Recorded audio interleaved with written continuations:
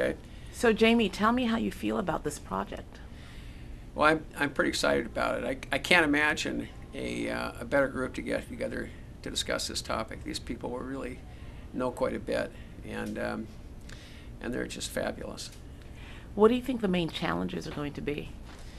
Well, I think that keeping the momentum focused. I think a lot of people have just settled for not very much action. I mean, people know what the problems are.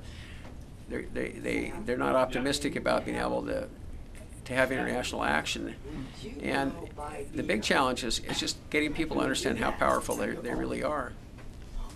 You've been identified or called as the sort of the leader of the access to information movement, and you certainly gained significant notoriety. Even the very coinage of the term access to knowledge has been attributed to you.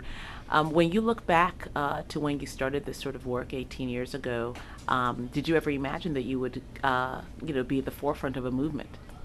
Well, I don't feel like I'm in the forefront of the movement, but I think I've played an important role. I think that I've been fortunate because to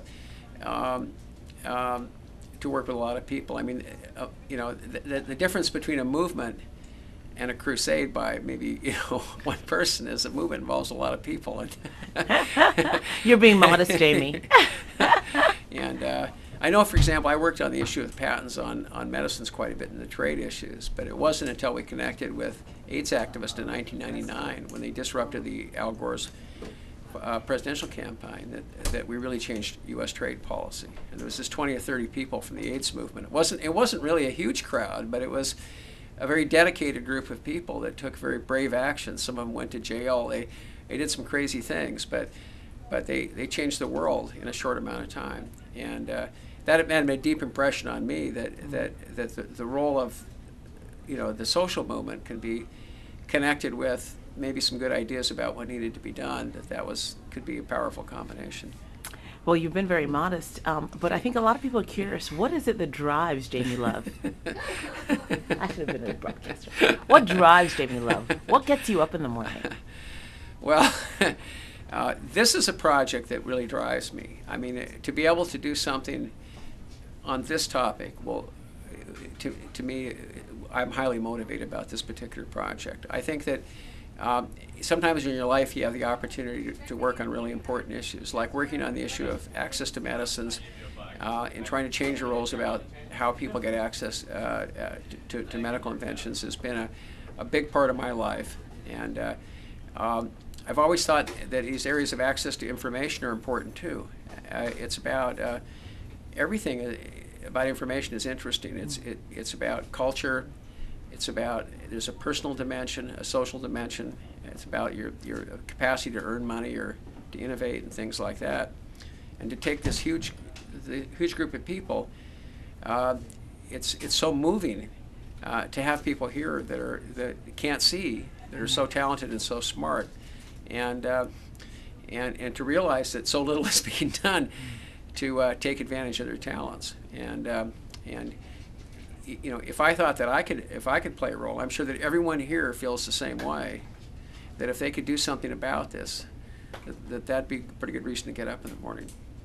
Wow, that's amazing. Well, here at Knowledge Ecology International, and Jamie Love, who is the head of this think tank / activist organization, lots of interns here that have come through over the years. Jamie, just in closing, what would be your one or two words of counsel to them as they look for ways to change the world like you have?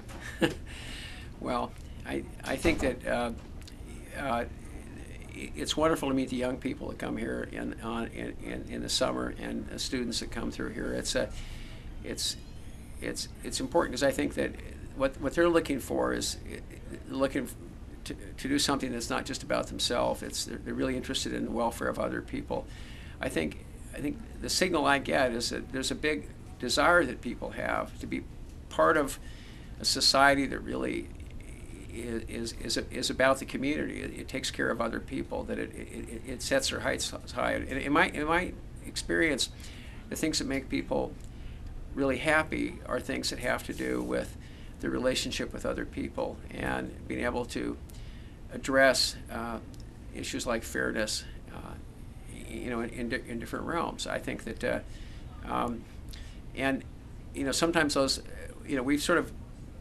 we're connected to an economy which is really focused on self-interest, on people pursuing very selfish means, because it's perceived that that's kind of what you need to do in order to pursue economic growth and economic security. And I think we all know that's important, but it can't be so important that it interferes with all these other values that we have. And I think that people are struggling to find, how do you assert the more human aspect or the social aspect of their lives, and how do you interface that with the other realities of the economy that we have to deal with.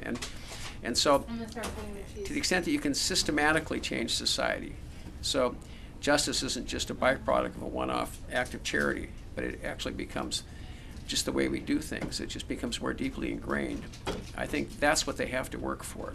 And so in almost all these things we work on, we try and move beyond that kind of special one-off nature of things into what really is a more sustainable way of thinking about the good society. Well, we all have a lot to be grateful to Damien Love for raising a new generation of world changers. Thank you, Mr. Love. Thank you.